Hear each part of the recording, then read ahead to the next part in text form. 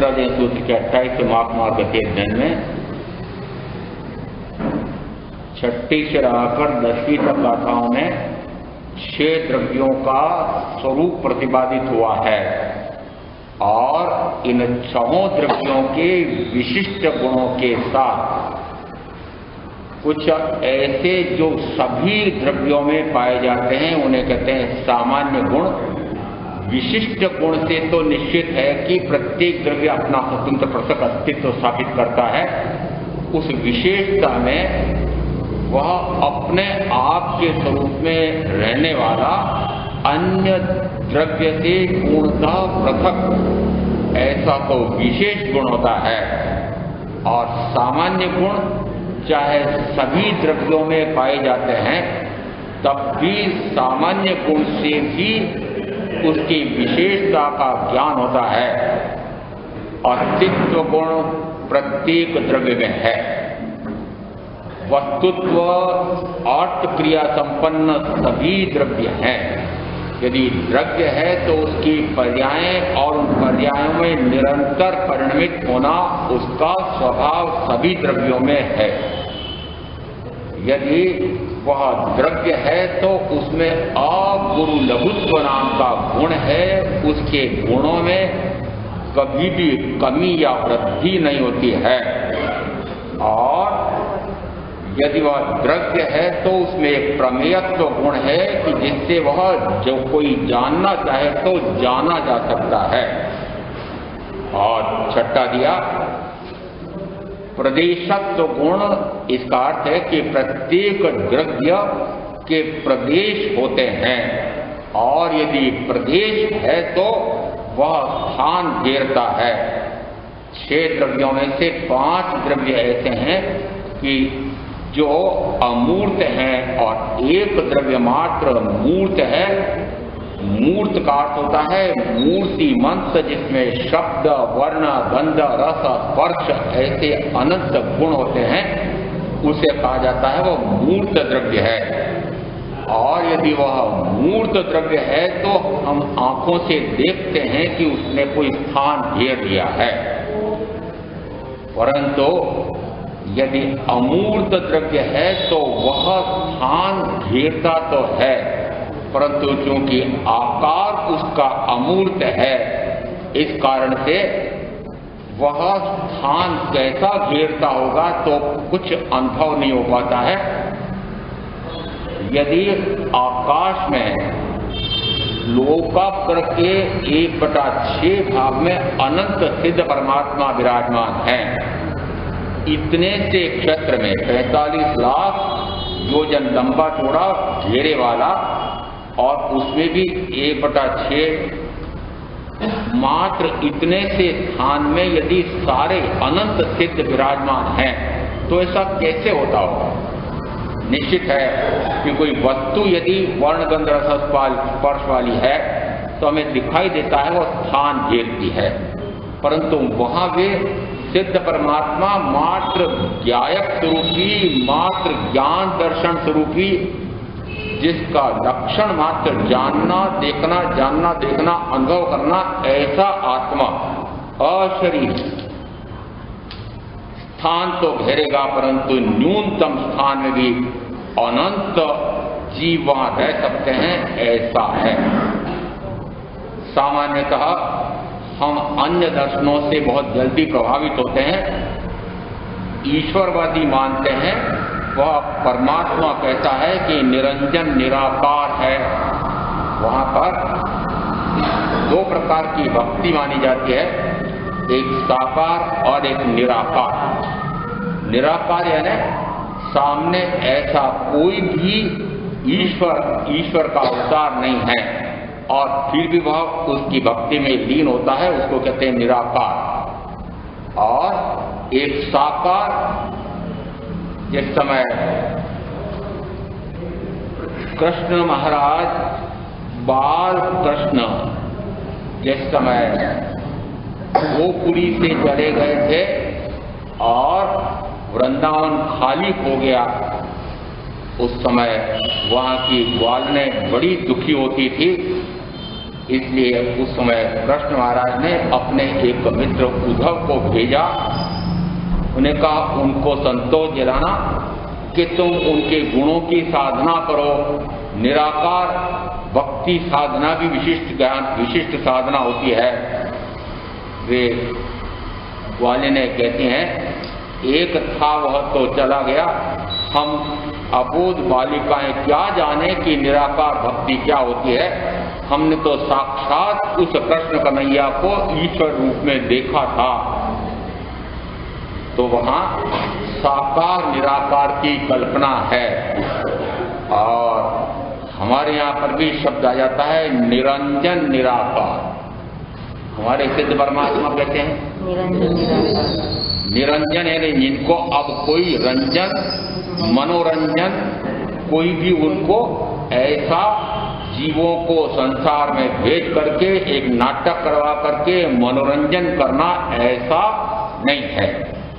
तो निरंजन का अर्थ होता है उनको न राग है न कोई द्वेष है। उस अपेक्षा से निरंजन तो हमारे सिद्धात्माओं को अरिहंत सिद्ध परमात्माओं को कहा जा सकता है। और निराकार कह सकते हैं क्या? निराकार यानी जिनका कोई आकार नहीं है, शून्य। हीनयान महायान बौद्ध परंपरा में दो भेद पड़ गए थे। उनमें से एक शून्यवादी महाशून्यवादी ऐसा मानते थे कि जिस समय वह बोधिसत्व को आत्मा प्राप्त होता है वह शून्य हो जाता है। यदि इतने समय तक ऐसी साधना पराक्रम करने के बाद और शून्य हो जाए, अस्तित्वहीन हो जाए, तो ऐसी साधना का क्या लाभ? यदि शून्य हो जाए ऐसा मानते हो तो वह मिथ्या मान्यता है। वस्तुतः शून्य यदि माने तो भी किस अपेक्षा से मानना कि जो वर्तमान में हो रहा है, क्या क्या हो रहा है, तो 18 प्रकार की हिंसा से मिथ्या दर्शन चलने तक की ये प्रवृत्तियां हो रही हैं।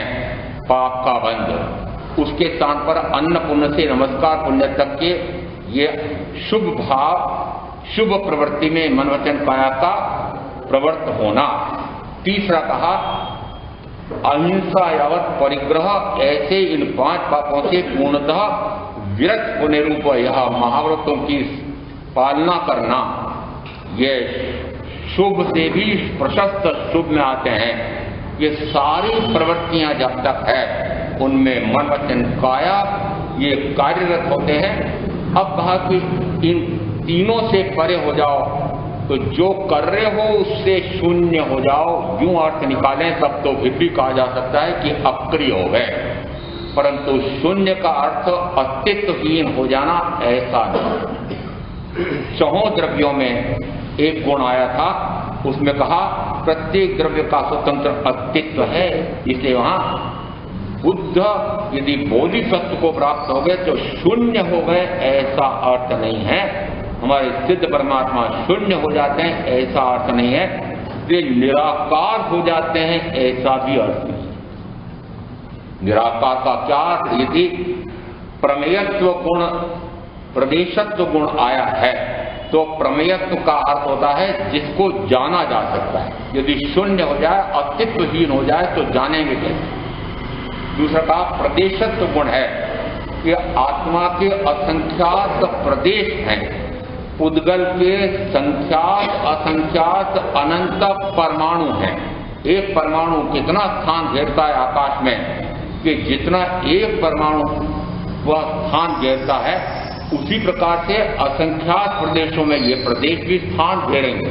परंतु ये मूर्त पुद्गल द्रव्य के परमाणु तो स्थान घेरते हुए अपने को आंखों से दिखाई देता है, इंद्रियों से जाना जाता है, परंतु वो अमूर्त प्रदेश। अब सिद्ध परमात्मा अमूर्त और शरीर हैं, उस समय उनके प्रदेश स्थान तो घेरेंगे, आकार तो रहेगा, परंतु अमूर्त है, इसलिए अमूर्त आकार होता है ऐसा मानना। 4 द्रव्यों का भिन्न भिन्न अपेक्षा से भेदा भेद देख करके और यदि इन 6 द्रव्यों में से मैं एक जीव द्रव्य हूं, शेष अन्य 5 अजीव द्रव्य हैं, इन दोनों के बीच में भेद समझ में आ जाए तो यह पक्का हो जाएगा कि वस्तुतः जानने, देखने, अनुभव करने की शक्ति एकमात्र मुझ में है, अन्य 5 में नहीं है।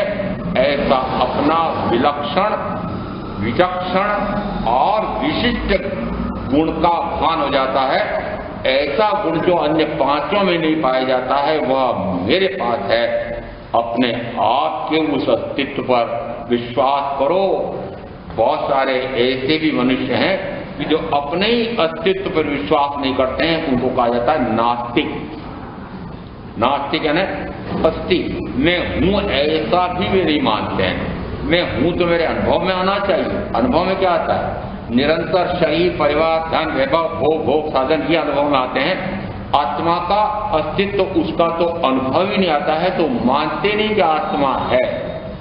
कुछ ऐसे भी हैं जो कहते हैं यदि आत्मा है तो जैसे घटपटादी आंखों से दिखाई देते हैं तो फिर यह आत्मा भी इसी प्रकार से दिखाई देनी चाहिए। राजप्रश्नी सूत्र में राजा परदेशी को केशी कुमार श्रवण ने भिन्न भिन्न प्रकार से आत्मा का इस शरीर से पूर्णतः स्वतंत्र पृथक अस्तित्व है ऐसा तर्क से, हेतु से, प्रमाण से, अनुभव से बताते हुए फिर कहा कि वे मानो कि आत्मा शरीर से पूर्णतः भिन्न है। अन्नो जीवो अन्नम शरीरम, नो तम जीवो नम तम शरीरम, कि आत्मा भिन्न है, शरीर भिन्न है, दोनों एक ही हैं, ऐसा मत मानो। वे अंतिम प्रश्न करते हैं कि यदि ऐसा आत्मा भिन्न है तो मुझे जैसे मेरे हथेली में यह सुपारी पड़ी हुई है, मुझे साक्षात देखने में आ रही है, जानने में आ रही है, अनुभव में आ रही है, ऐसा ही मुझे आत्मा दिखा दो तो मैं मानूं कि आत्मा है, अन्यथा मैं तो नहीं मानूं। ये कौन कह रहा है? या आप सब ऐसा कहते हैं? यदि आत्मा हो तुम्हारा हमें भी दिखा दो तो माने, नहीं तो हम नहीं माने। आप बातें करते हो, शब्द से व्याख्या करते हो, तर्क हेतु से सिद्ध करते हो, आकल से सिद्ध करते हो। भाई उन्होंने कहा मैंने अनुभव किया है कि शरीर से पूर्णतः भिन्न आत्मा है।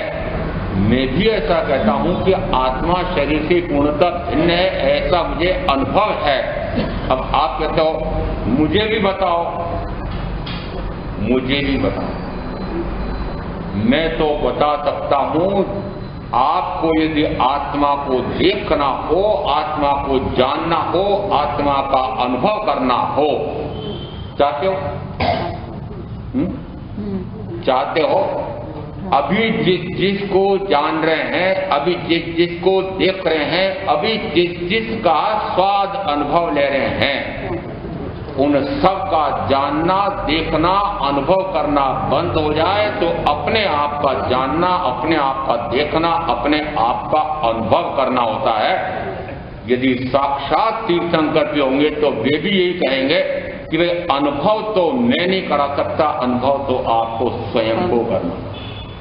प्रमाण देके कह सकता हूं कि मैंने अनुभव किया है और मैं आपको सिद्ध करके बता सकता हूं।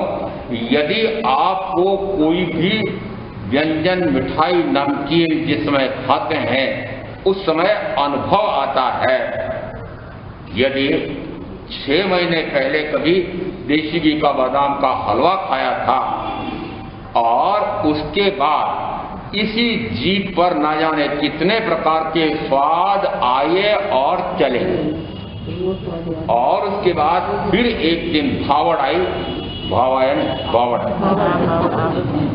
वे अपने भी देशी घी का बादाम का हलवा बनाओ।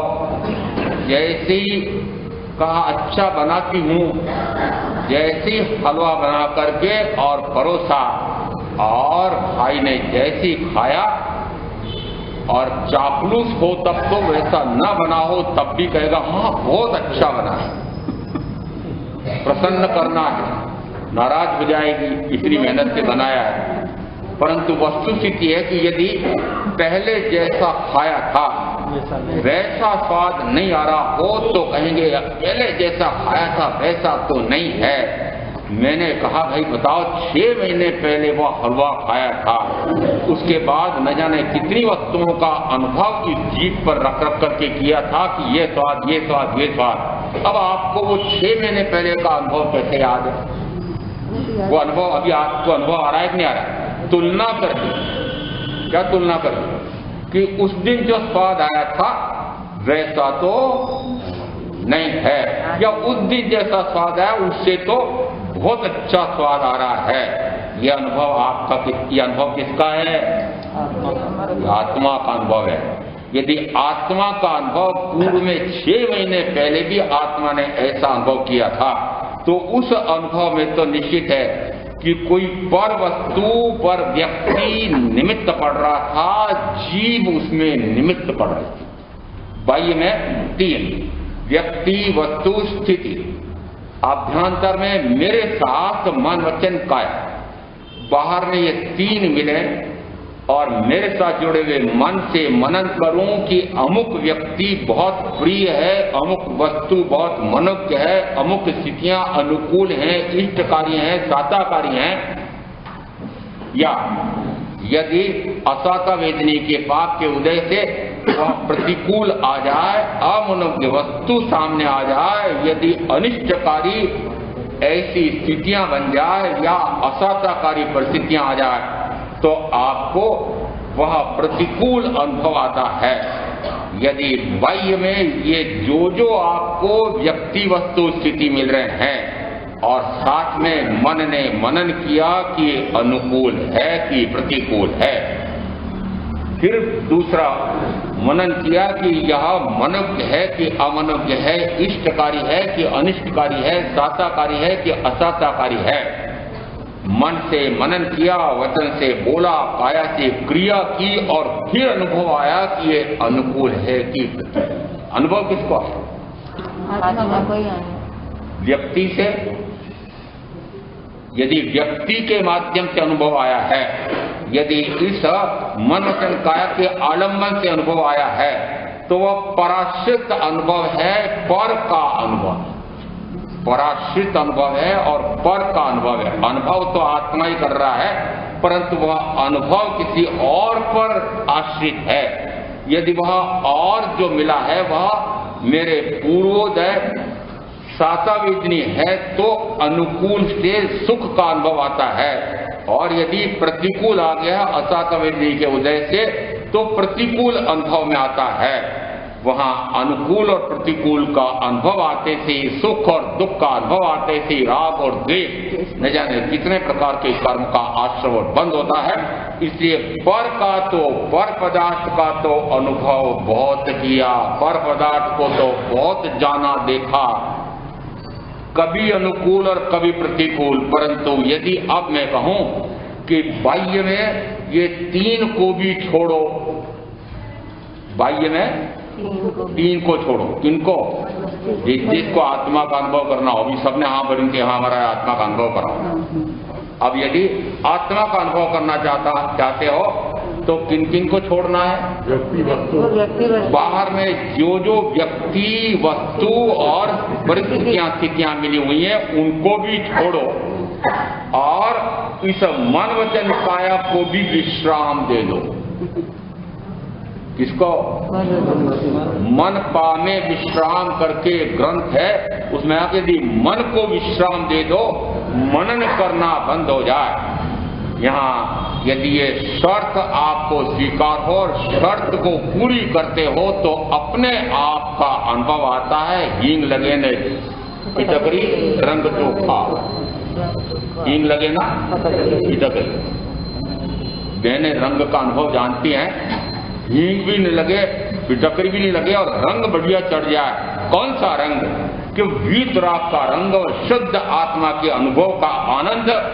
वह कब प्रकट हो सकता है कि बाह्य में 3 से भी परे हट जाओ, ये मन वचन काया को भी दूर कर दो। वर्णोच्चार की नियम परिचत्ता वीराय भावण जो ध्याय अपाणम परिसमाय हवे तत्ता, कि जिस समय वचन, उच्चारण और क्रिया इन तीनों से परे हो जाए और उस समय वह मात्र सर्व ध्यान से परे हट करके आत्मा का ही ध्यान करे, वीतराग ध्यान में जाए, उस समय कहा जाता है अपूर्व आनंद की वह सामायिक व समभाव की साधना हो जाती है।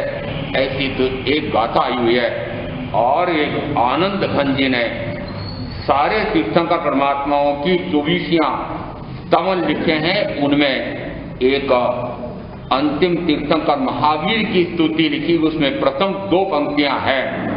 वीर जी ने चरणे लागू, वीर पणुते मांगू रे, वीर पणुते आत्म ठाणे, जानियो तुमची वाणी रे। प्रथम में कहा ऐसा वीरत्व भगवान मुझे भी तो दे दो कि जिससे मैं भी अपने आप का पराक्रम फोड़ करके अपने आप का अपूर्व आनंद ले लूं। वीर पणुते मांगू रे। आप क्योंकि महावीर हैं, इसलिए मैं आपसे याचना कर रहा हूं, प्रार्थना कर रहा हूं कि मुझे भी वह वीरत्व दे दो। किसको चाहिए? वीरत्व जगाना है क्या? दूसरी पंक्ति में कीजिए वीर पणुते आत्म ठाणे, जानी तुमची वाणी। तुम्हारी वाणी से भगवान मैंने ये जान लिया कि वीरपना तो आत्मा में ही है। कौन सी आत्मा में? मैं आत्मा। आत्मा में ही उत्थान, कर्म, बल, वीर्य, पुरुषाकार, पराक्रम है। और चूंकि ये 5 गुण आत्मा के हैं, इन 5 गुणों के कारण ही बाहर में जितना कार्य हो रहा है वो इन्हीं के कारणों से हो रहा है। न जाने कितने पहाड़ लांग लिए हैं, न जाने कितने पहाड़ तोड़ दिए हैं, आकाश चीर दिया है, पृथ्वी फोड़ डाली है, न जाने कितने भवन, कोठी, बंगले बना लिए हैं, न जाने कितने करोड़ों अरबों रुपए इकट्ठे कर रखे हैं, वैभव जमा कर रखा है। वीरत्व तो बहुत था है, परंतु कहां लगाया? पर में लगाया। कहां लगाया?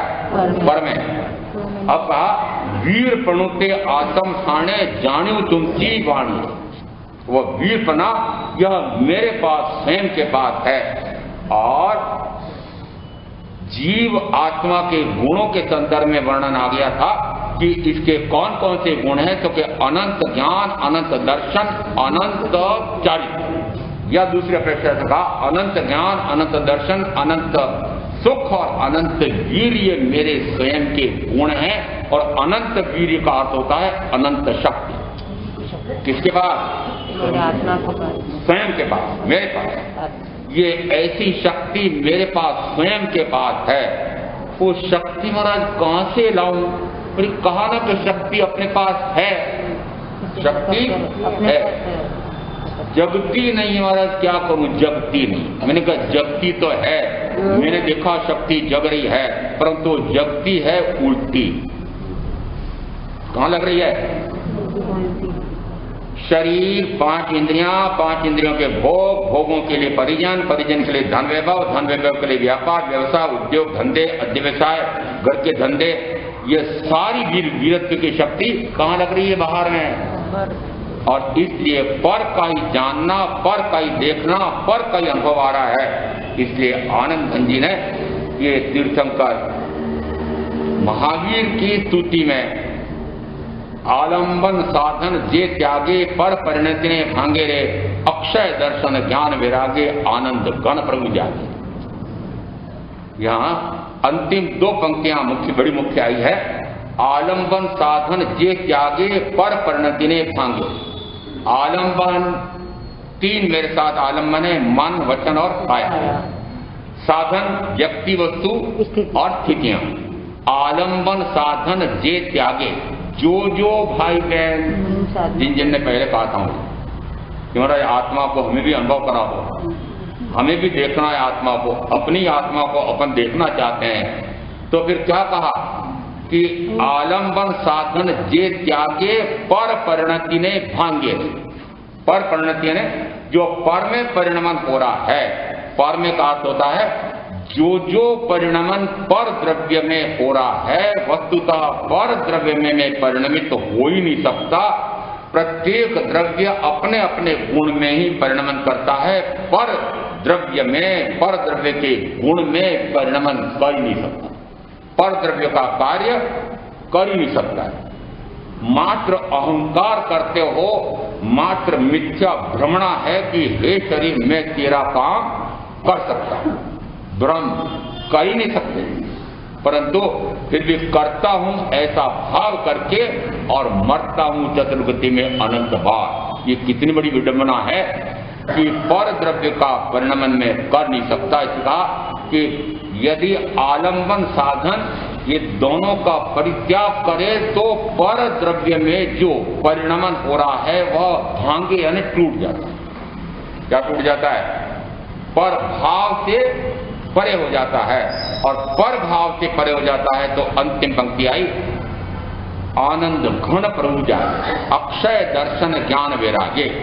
अक्षय का अर्थ है कि जिसका कभी भी क्षरण नहीं होने वाला है, ऐसा आनंद अक्षय दर्शन यानी अपने आप को देखना, अक्षय दर्शन ज्ञान यानी अपने आप को जान, अक्षय दर्शन ज्ञान वैराग्य यानी वीतरागता, अक्षय दर्शन ज्ञान वैराग्य आनंद घन प्रभु जागे।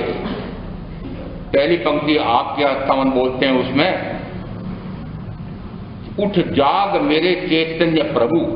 तो यहाँ अपने आप को जगाने के लिए, प्रभु को उठाने के लिए, जगाने के लिए, मौन निद्रा तोड़ने के लिए ये पंक्तियां बोली जाती है। उस समय भाई बहन गिनती के मिलते हैं, और एक बड़े महत्व की बात थी वो तो छूट गई।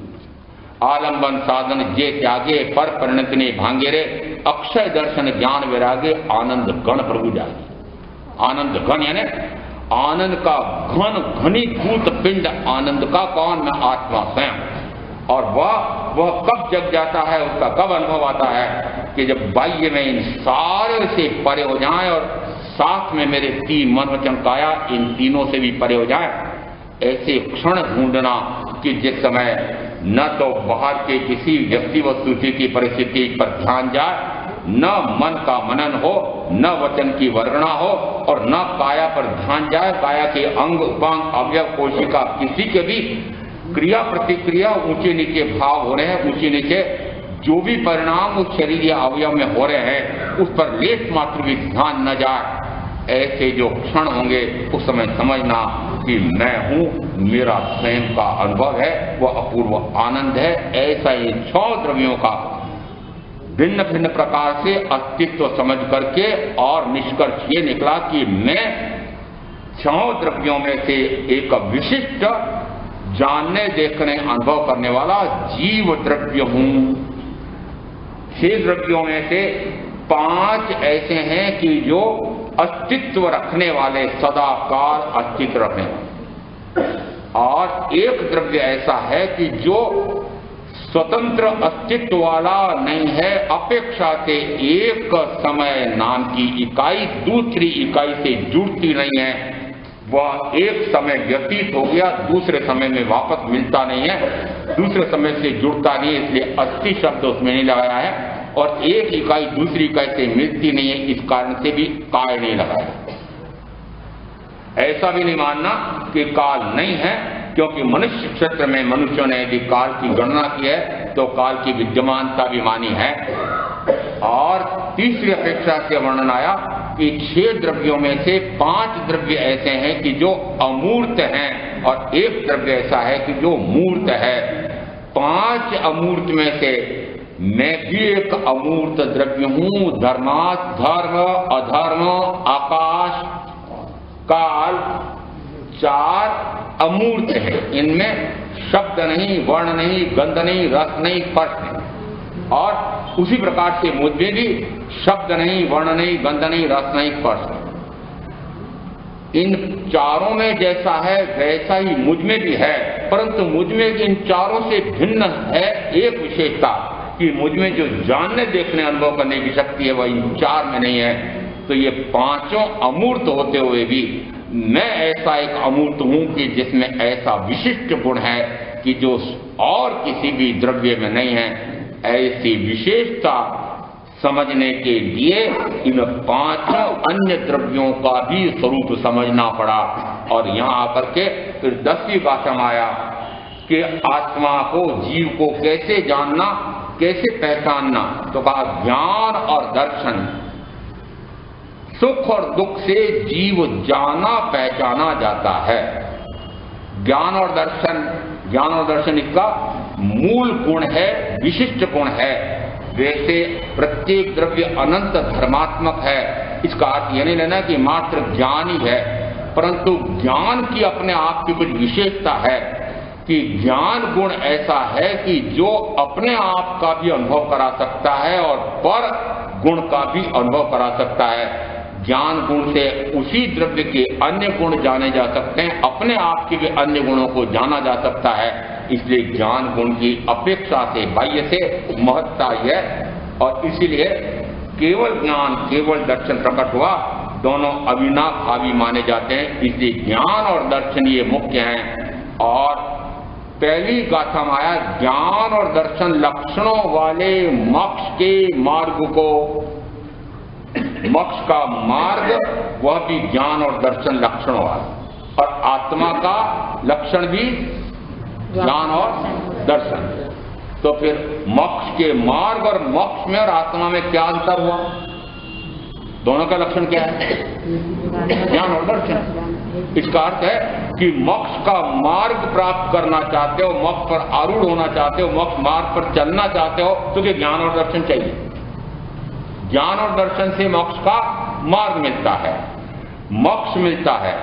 इसका अर्थ हुआ कि ज्ञान और दर्शन ही मोक्ष है। ज्ञान और दर्शन में मेरा गुण है, ज्ञान स्वरूपी दर्शन स्वरूपी ही मैं हूं। ज्ञान चेतना दर्शन चेतना स्वरूपी मैं हूं। ज्ञानोपयोग दर्शनोपयोग मेरा गुण है, उपयोग नाम का मेरा गुण है। इसका अर्थ हुआ कि मैं स्वयं मोक्ष स्वरूपी ही हूं। मैं स्वयं मोक्ष स्वरूप, मोक्ष स्वरूप मोक्ष कहीं बाहर में नहीं है। आपको कहीं लगता है कि पर भाव में मोक्ष है, सिद्ध शिला पर मुक्ति होती है। अरे मैं स्वयं मोक्ष स्वरूपी हूं। यह अंतिम लक्ष्य है, परंतु यहाँ प्रारंभ में इसकी व्याख्या क्यों आ रही है कि जिस समय जीव से लगा करके मोक्ष तक के 9 तत्वों का स्वरूप समझेंगे, तो पहले समझ लो कि क्यों मुझे 9 तत्व समझना है। तो कहा मैं पहले जीव का स्वरूप समझूं तो जीव द्रव्य को भी समझूं, तो जीव द्रव्य को समझने के लिए अजीव द्रव्य को भी समझना पड़ा। क्यों? क्योंकि उनसे मैं पूर्णतः भिन्न हूं। यदि जीव द्रव्य को समझना था तो मुझे अजीव द्रव्य में से एक रूपी अजीव को भी समझना पड़ा। रूपी अजीव का क्या अर्थ? अजीव तो 5 हैं, परंतु रूपी अजीव मेरे साथ अनेक भवों से, अनंत भवों से मेरे साथ जुड़ा हुआ है। इसलिए इससे मैं पूर्णतः भिन्न हूं। इसको पूर्णतः जानने के लिए फिर 2-10 व्याख्या प्रकृति में यह आत्मा कैसा है तो कहा अवर्णमय, अगंधमय, अरसमय, अस्पर्शमय है। जो भ्रांति पाल रखी थी कहूं कि है, भ्रांति पाल रखी थी कि वर्ण गंध रस स्पर्श मेरे गुण हैं। पाल रखी थी कि पाल रखी है? ये तो तोड़ो, पहाड़ नहीं तोड़ना है, मात्र ये भ्रांति तोड़ना है, भ्रमणा मिटानी है, विभ्रम मिटाना है, विपर्य मिटाना है। ये जो जो विपर्यास कर रखा है, विपरीत बुद्धि कर रखी है कि शरीर आदि मैं हूं, ये भ्रमणा टूटी के सम्यक। सम्यक तो पहाड़ तोड़ना नहीं है कुछ, सम्यक मात्र इतनी सी भ्रमणा ये तोड़ना है कि शब्द वर्ण गंध रस स्पर्श ये पुद्गलास्ति काय के पुद्गल द्रव्य के गुण हैं, मेरे नहीं। ये इसलिए 5 द्रव्यों में इतने दिन लगाने पड़े कि ये पक्का हो जाए कि इन 5 में से मैं कोई नहीं।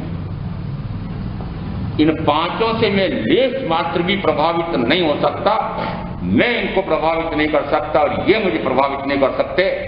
मैं अपने आप के गुणों में अवस्थित हूं और ये अपने आप के गुणों में अवस्थित हैं, साथ भले रहें। इसलिए कहा 10वीं गाथा में निष्कर्ष निकाल कर दिया सूत्रकार ने कि यह जीव कैसा है, तो जीव ज्ञान और दर्शन से जाना और पहचाना जाता है, यह इसका विशिष्ट गुण हो गया। आगे दिया, सुख और दुख से भी पहचाना जाता है। जिसको अभ्यंतर में इसको पहचानना है, उस समय तो इसकी पहचान अपने आप से अपने आप की हो जाएगी। जानना हो रहा है तो मान लेना कि जीव है, चाहे जानना पर पदार्थ का हो, तब भी जानना तो अनादि से हो गया, अनंत काल से। जानना कब से चल रहा है? जीव अनादि से है। यदि मैं जीव हूं तो अनादि से, मैं जीव होने से जानने नाम का गुण मेरा अनादि से था, तो अनादि से जान तो रहा था, परंतु जाना कैसा कि उल्टा जाना, पर को अपना जाना, पर को अपना जाना, अपने आप को जानना, यह वस्तुतः ज्ञान है। अपने आप को देखना, यह वस्तुतः दर्शन है। यदि सम्यक ज्ञान सम्यक दर्शन प्रकट करना चाहते हो तो अपने आप को जानना और अपने आप को देखना। प्रथमतः तो मुख्यतः तो इस जीव का स्वरूप अपने आप के गुण से पहचाना जाता है, परंतु आगे दो शब्द सूत्र का फिर दे देते हैं। सुख और दुख से जीव पहचाना जाता है। सुख और दुख से, यदि एक छोटी सी लट, उसकी काया देखो तो बड़ी भी होती है, छोटी भी होती है। यदि एक छोटी सी लट है, बहनों का अनुभव होगा, यदि 5, 7, 10 चींटियां मिल जाएं और जीती जागती यदि वह लट है, वे भी उस चींटियां उस लट का शिकार करती हैं। शिकार कैसे करती हैं? 5, 7 एक साथ उसके चिपक जाती हैं, पकड़ लेती हैं और फिर पकड़ करके कहां ले जाती हैं? बिल में ले जाती हैं। और इतनी छोटी काया लटकी, और तब भी वह अपने आप के शरीर को उलट करके बार बार चींटियां भागती है, बार बार वापस पकड़ती है, बार बार भागती वापस पकड़ती है। देखो उसको दुख का अनुभव हो रहा है, आपको हो रहा है? अरे आपको दुख का अनुभव होता है क्या? होता है? मिटाना चाहते हो? मिटाना चाहते हो? मिटाना चाहते हो? जैसे मैं कहता हूं, यदि मिटाना चाहते हो तो ये सुख और दुख का जो अनुभव है वह पराश्रित सुख और पराश्रित दुख है। वो दुख उस चींटी को किसके कारण से हो रहा है? चींटियों के कारण हो रहा है। अब यदि ये जो आपने पाल रखे हैं, पालने का अर्थ और भी होता है। क्यों? क्योंकि मुझे बहुत सारे घरों में दरवाजे पर लिखा मिलता है, कुत्ते से सावधान। अब जिन ने जो पाल रखे हैं, भाइयों ने भी कुछ पाल रखी हैं और बहनों ने भी कुछ पाल रखे हैं। पाल रखे हैं, जैसे वो चींटियां उस लट को पकड़ करके काटने के लिए तैयार, काट करके खा जाने के लिए, बिल में ले जा करके काट करके खा जाना, चूंट रही। ऐसी ये जो जिसने घर में पाल रखे हैं, वे भी तो काट रहे हैं, पकड़ रहे हैं, दुखी कर रहे हैं।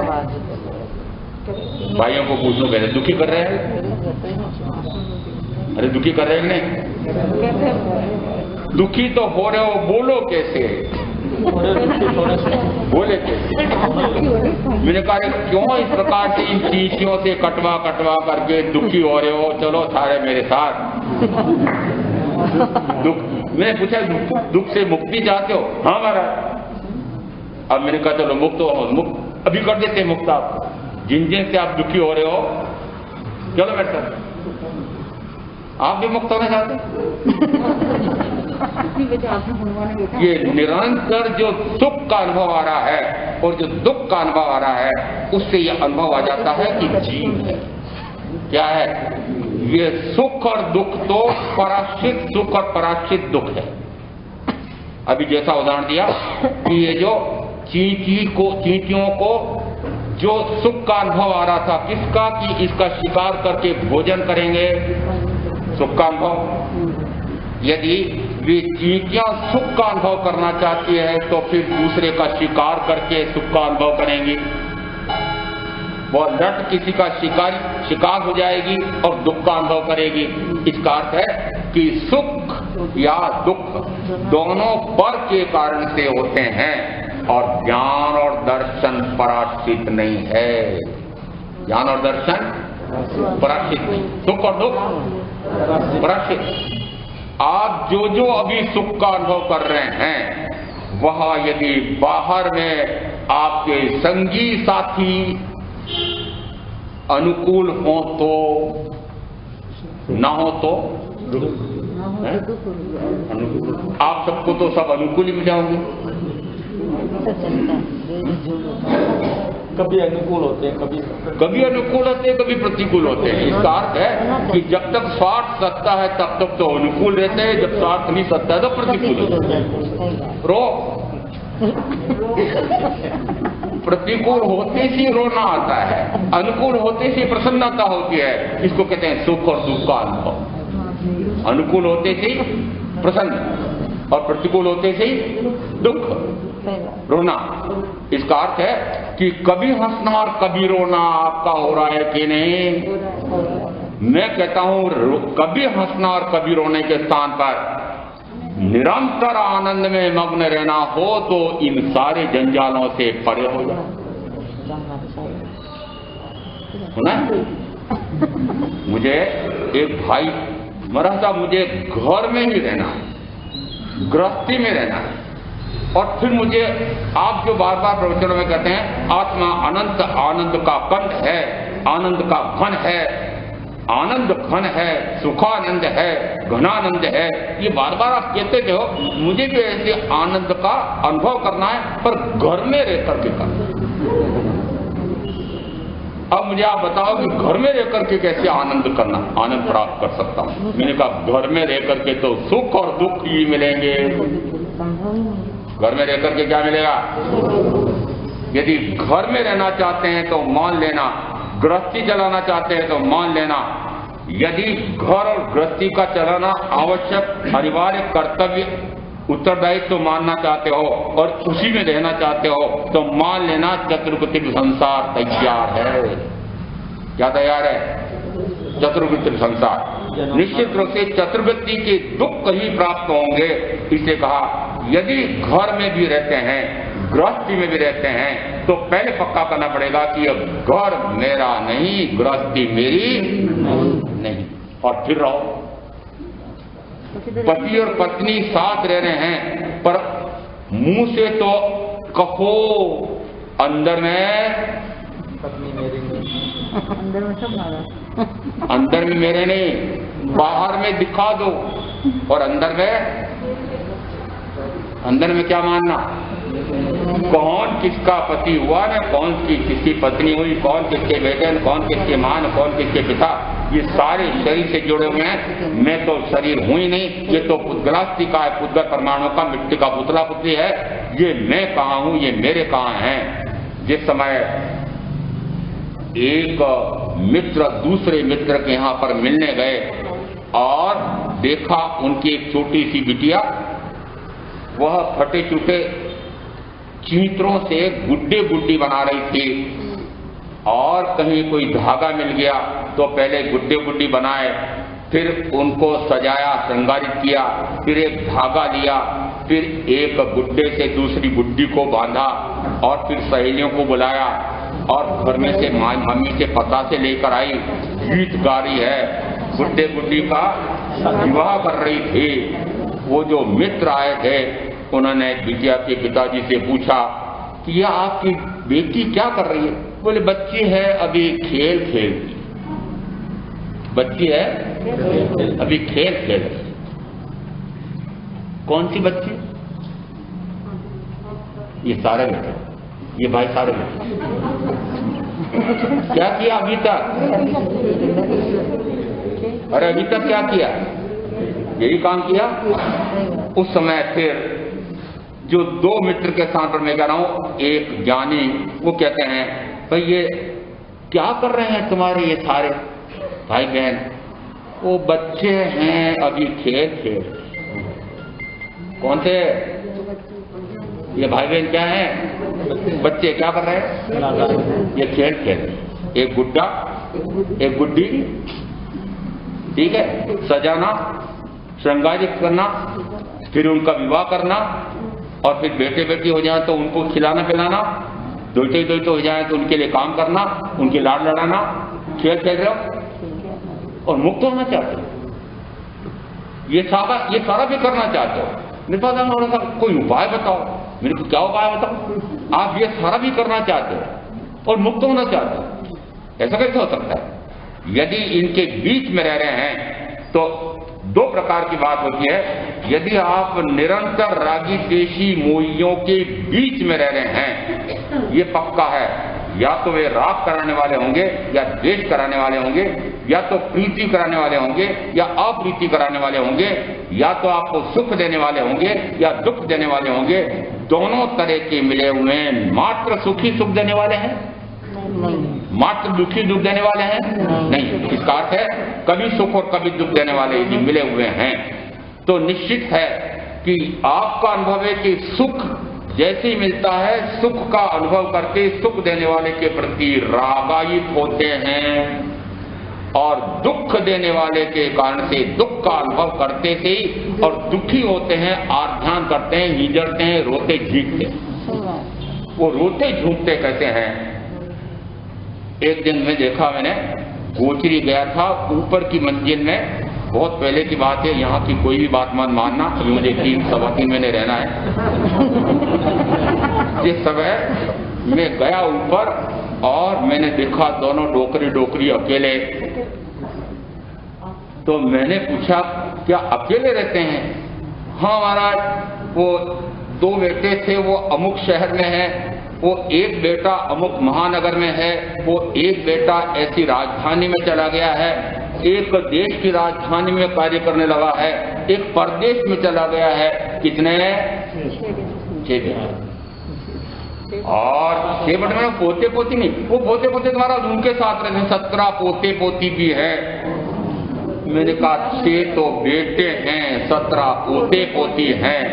और जिस समय दोनों बूढ़े बूढ़ी शाम को बैठ करके, देखो कोई किसी का होता नहीं है, सारे पराए हैं, अकेले आए हैं, अकेले जाना है। क्या आध्यात्म की बातें दोनों कर रहे थे?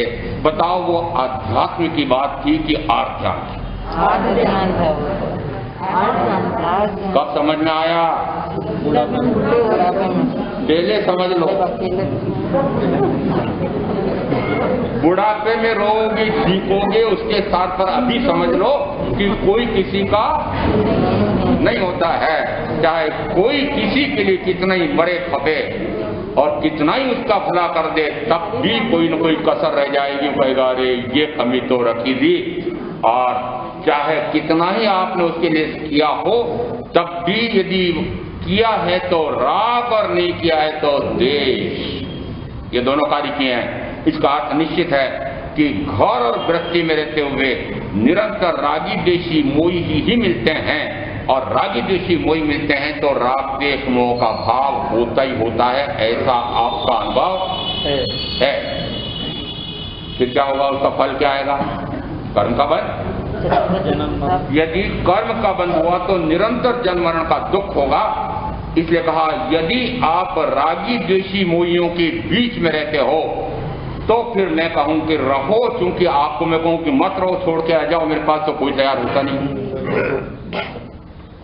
रागी द्वेषी मोहियों को छोड़ना चाहते हो? बहने छोड़ना चाहते हो तो पाटे बहुत पड़ेगा। भाइयों को पूछ रहा हूं, बोलो, छोड़ना चाहते हो?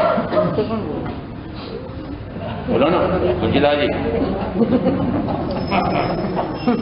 बोलते नहीं, अच्छा नहीं छोड़ना चाहते। इसका अर्थ है कि नहीं छोड़ना चाहते हैं। नहीं छोड़ना चाहते हैं तो फिर दूसरी शर्त लगा कि रागी द्वेषी मोहियों के बीच में रहना चाहते हो तो राग द्वेष मोह से रहित होते चले जाओ और फिर रहो। दूसरा उपाय क्या हुआ? दूसरा उपाय क्या हुआ? या तो रागी द्वेषी मोहियों के बीच में रहो ही मत, या रागी द्वेषी मोहियों के बीच में रहते हो तो राग द्वेष मोह से रहित होते चले जाओ। और यदि दोनों काम नहीं हो सकते तो तीसरा फल दे रहा हूं कि निरंतर जन्म मरण का अनंत दुख पाओगे।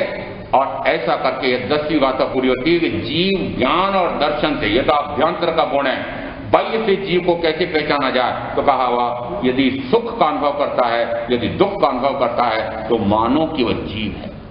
11वीं गाथा में आया नाणम च दंसनम केव चरितम च तवोता वीर्यम ओगो एवं जीवस्य लक्षणम। ज्ञान और दर्शन, चारित्र और तप, ये उपयोग, यह आत्मा के लक्षण हैं। नाणम च दंसनम चेव, ज्ञान और दर्शन। जहां नाणम च दंसनम चेव चरितम च तवोतः, तप और उपयोग। अब चारित्र भी आ गया, तप भी आ गया और उपयोग भी आ गया। उपयोग के बारे में तो पहले आ चुका है कि उपयोग निश्चित रूप से आत्मा का एक गुण है। वह उपयोग दो प्रकार से, ज्ञानोपयोग, दर्शनोपयोग, जो मुझे स्वयं जानने के लिए, अनुभव करने के लिए शक्ति देता है, ऐसा ज्ञानोपयोग। दर्शन यानी देखने का, ऐसा ज्ञानोपयोग, दर्शनोपयोग दोनों मिला कहेंगे उपयोग नाम का मेरा स्वयं का गुण है। 2-10 व्याख्या प्रज्ञप्ति में द्रव्य से, चित्र से, काल से, भाव से ऐसा वर्णन करके और फिर कहा गुण से जीव का स्वरूप कैसा है, तो कहा उपयोग गुण वाला है। और तत्वार्थ सूत्रकार कहते हैं उओगो लक्षण है। तो उओगो लक्षण, जिस समय कहा कि उपयोग इसका लक्षण है, लक्षण कहो कि गुण कहो एक ही बात है। यहां पर फिर कहा इस 11वीं गाथा में कि उपयोग नाम का इसका लक्षण है। पहले कह दिया ज्ञान और दर्शन, ये इसका लक्षण है या गुण है। फिर दिया चारित्र और तप भी इसका लक्षण है। अब ये चारित्र इसका लक्षण है। चारित्र तो बाह्य में व्रत या महाव्रत पालन रूप है, वह तो शरीर से होता हुआ दिखाई दे रहा है। फिर वो जीव का गुण कैसे कहा? जो जो आप व्रत करते हैं, प्रत्याख्यान लेते हैं, जप करते हैं, तप करते हैं, वह सारा शरीर से होता हुआ दिखाई दे रहा है। यह जीव का लक्षण कैसे बनेगा? वस्तुतः ये तो बाह्य से हो रहा है। यहां 11वीं गाथा में इतनी महत्व की बात आ गई कि चारित्र आत्मा का गुण है। नाणम च दंसनम केवल चरितम च तवोतः, चारित्र किसका गुण है? आत्मा का गुण है। यदि दृष्टांत से समझना हो, मैंने अहिंसा महाव्रत 3 करण 3 योग से संकल्प किया जीवन पर्यंत के लिए किसी जीव की हिंसा विराधना नहीं करूंगा। 3 करण 3 योग का अर्थ होता है किसी भी जीव की, 10 बेंद्री, तेंद्री, चौंद्री, पंचेंद्री, स्थावर, पृथ्वी कायिक, अपकायिक, देवकायिक, वायुकायिक, वनस्पति कायिक, यदि किसी भी त्रस्त और स्थावर काय की जीवों की हिंसा विराधना, अब 3 करण करूंगा नहीं, कराऊंगा नहीं, करते हुए का अनुमोदन करूंगा नहीं। फिर आया 3 योग, मन से भी, वचन से भी, काया, जिसके 49 भांगे बनते हैं। यहाँ यदि इस प्रकार का संकल्प किया है तो वह संकल्प पूरा करने के लिए फिर इस एक महाव्रत के लिए कहें कि 5 महाव्रतों के पुष्टि के लिए कहा कि वह ऐसे चले, ऐसे बोले, ऐसे आहार ले, ऐसे वस्त्र पात्रादि उठाए, ऐसे परिस्थापना करे कि किसी जीव की हिंसा विराधना न हो। उसको ईर्या, भाषा, ऐषणा, आदान निक्षेप और परिस्थापना, ऐसी 5 समितियों का रूप दिया है। यदि 5 महाव्रतों का पालन हो रहा है, 5 समितियों का पालन हो रहा है, किसी में भी कोई अतिचार दोष न लगाऊं, किसी भी प्रकार की असावधानी न करूं कि किसी जीव की हिंसा विराधना न हो, तो यह अहिंसा, अभी अहिंसा जिस समय में बोलता हूं उस समय मुझे आपके प्रधान जी का संदर्भ देना पड़ता है। बड़े जोर शोर से नारा प्रातःकाल प्रार्थना के बाद लगाते हैं, प्रवचन के बाद भी लगाते हैं, अहिंसा परमो धर्म की जय जय। अहिंसा परम धर्म है।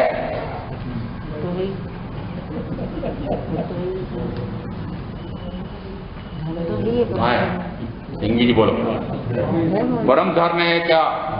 मात्र में किसी जीव की हिंसा विराधना न हो, इसकी पालना में उपयोग निरंतर बाहर बाहर बाहर बाहर जा रहा है, ऐसा कुछ न हो जाए कि किसी जीव की हिंसा विराधना न हो, तो धर्म यानी आत्मा का शुद्ध स्वरूप प्रकट हो रहा है क्या?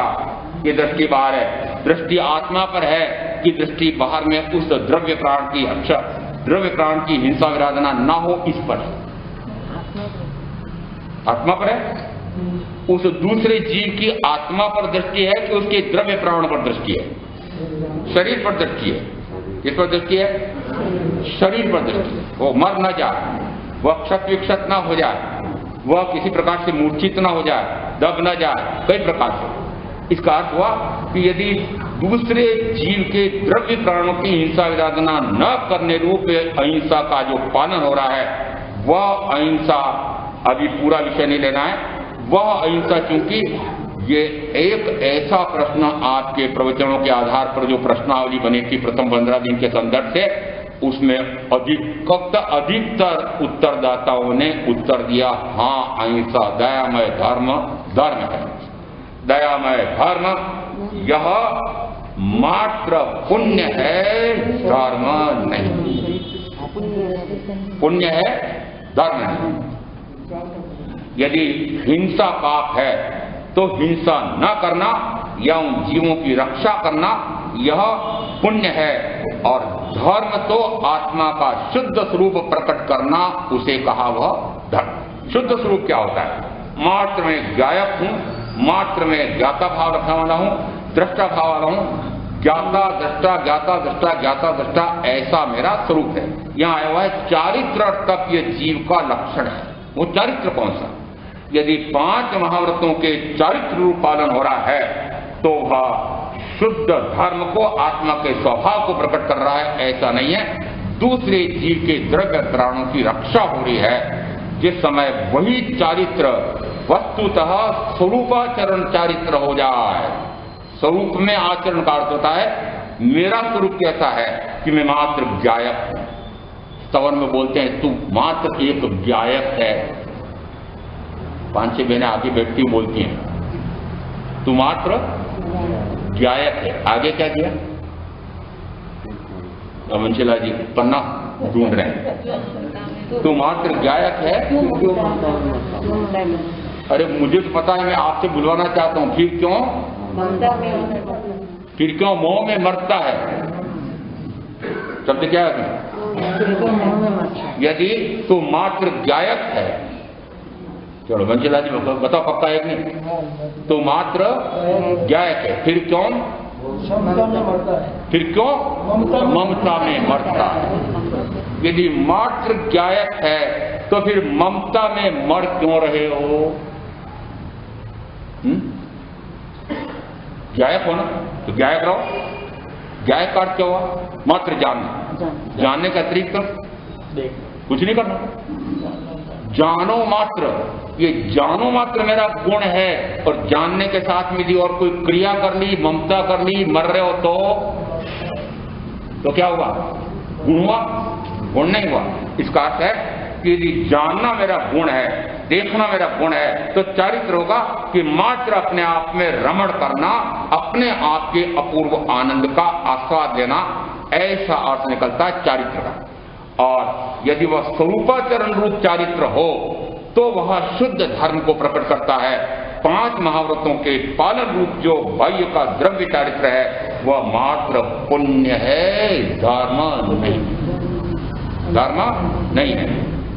और प्रमाण में बहुत सारे हैं, अभी उन प्रमाणों में नहीं जाएंगे, परंतु अहिंसा धर्म का बनता है। एक विशेष आवश्यक भाष्य उसमें आया है, विभाव परिणामों सा हिंसा।